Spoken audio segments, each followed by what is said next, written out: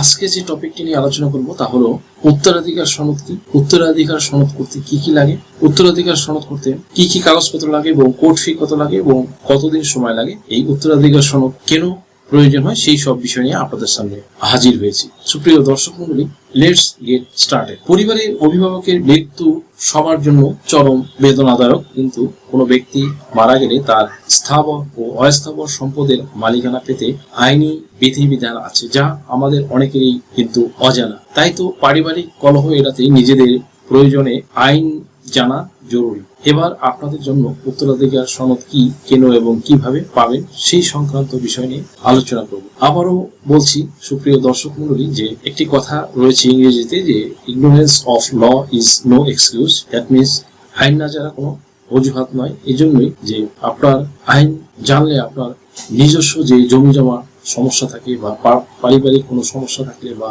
নিজের ব্যক্তিগত কোনো সমস্যা থাকলে সেগুলো আপনি দেন সলভ করতে পারবেন এবং ডিসিশন নিতে পারবেন, ইনডিসিশনে ভুগতে হবে না। দ্যাটস ওয়াই আইন সকলেরই জানা উচিত, পাশাপাশি মানা উচিত। তো ভিউয়ার্স, আর সময় নষ্ট করে মূল আলোচনায় চলে যায় যে উত্তরাধিকার সনদ কি। বেসিক্যালি কোনো ব্যক্তি মারা গেলে তার বৈধ উত্তরাধিকার নির্ধারণ করে ক্ষমতা সম্পন্ন আদালত কর্তৃক যে সার্টিফিকেট ইস্যু করা হয় সেটি মূলত সাকসেসর সার্টিফিকেট বা উত্তরাধিকার সনদ। ভিউয়ার্স, সাধারণত মৃত ব্যক্তি ব্যাংকে জমানো টাকা, কোম্পানির শেয়ার, ডিবেঞ্চার, অস্থাবর সম্পত্তি, সঞ্চয়পত্র ইত্যাদি তার বৈধ ও ওয়ারিশগণ ব্যাংকে জমা টাকা উত্তোলন বা অন্যান্য বিষয়গুলো কোম্পানির শেয়ার, ডিবেঞ্চার, অস্থাবর সম্পত্তি, গাড়ি, সঞ্চয়পত্র ইত্যাদি নিজেদের নামে রেজিস্ট্রিভুক্ত কিংবা মালিকানা অংশ নির্ধারণ করতে চাইলে প্রয়োজন হয় সাকসেশন সার্টিফিকেটের। সাকসেশন আইন 1925-এর 370 থেকে 389 ধারায় সাকসেশন সার্টিফিকেটের বিধান বলা হয়েছে। সুপ্রিয় দর্শক মণ্ডলী, এবার আলোচনা করব উত্তরাধিকার হবেন কারা সেই সংক্রান্ত বিষয়। মৃত ব্যক্তি যদি মুসলিম হন তাহলে মুসলিম আইন অনুযায়ী যারা ওয়ারিশ হওয়ার যোগ্য তারা উত্তরাধিকার সনদের জন্য আবেদন করতে পারবেন, বা অন্য ধর্মের হলে সেই ধর্মের পারিবারিক আইন অনুযায়ী আবেদন করতে পারবেন। স্থাবর সম্পত্তি যেমন ধরুন লাইক সেফর জমি জমার ক্ষেত্রে হয়ে থাকে, তেমন ভাবে অন্যান্য সম্পত্তির হিস্সা বা অংশ অনুযায়ী সব ওয়ারিশগণ প্রাপ্ত হয়ে থাকেন। অনেক সময় দেখা যায় যে মৃত ব্যক্তি বৃদ্ধ বাবা মা জীবিত থাকতে স্ত্রী সন্তানরা বৃদ্ধ বাবা মাকে বাদ দিয়ে, ভাইয়েরা বোনদের বাদ দিয়ে বা একাধিক স্ত্রী থাকলে অন্য স্ত্রী একজন অপরকে বাদ দিয়ে আদালত থেকে উত্তরাধিকার সনদ হাসিল করেন, যা আইনত এবং ধর্মীয় দৃষ্টিতে ঘৃণিত জঘন্য একটি অপরাধ। সুপ্রিয় দর্শক মণ্ডলী, কোনো ওয়ারিশকে বাদ দিয়ে উত্তরাধিকার সনদ হাসিল করলে সংক্ষুব্ধ বা বঞ্চিত ওয়ারিশগণ ইতিমধ্যে ইস্যুকৃত সনদ বাতিল চেয়ে আদালতে আবেদন করতে পারেন। কোনো সম্পত্তি বাদ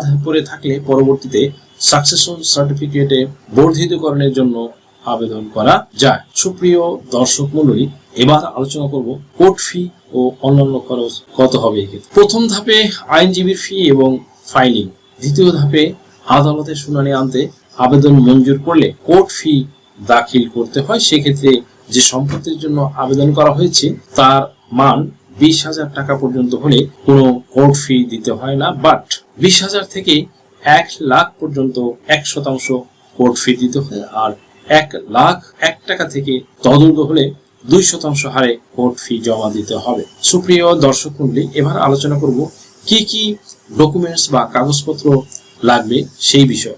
স্থানীয় চেয়ারম্যান বা ওয়ার্ড কাউন্সিলর কর্তৃক ইস্যুকৃত ওয়ারিশন সার্টিফিকেট লাগবে।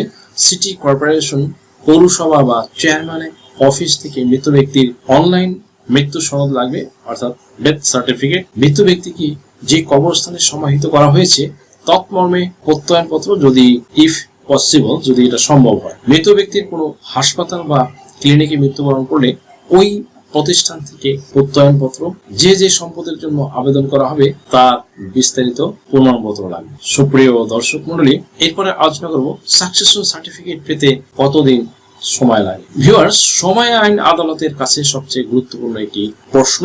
সাকসেশন সার্টিফিকেটের জন্য সাধারণত 3টি ডেট বা তারিখের প্রয়োজন হয়। প্রথম ডেটে ফাইলিং, দ্বিতীয় ডেট সমন ফেরত এবং তৃতীয় ডেট জবানবন্দির জন্য। আবেদন মঞ্জুর হলে কোর্ট ফি দাখিল করতে হবে।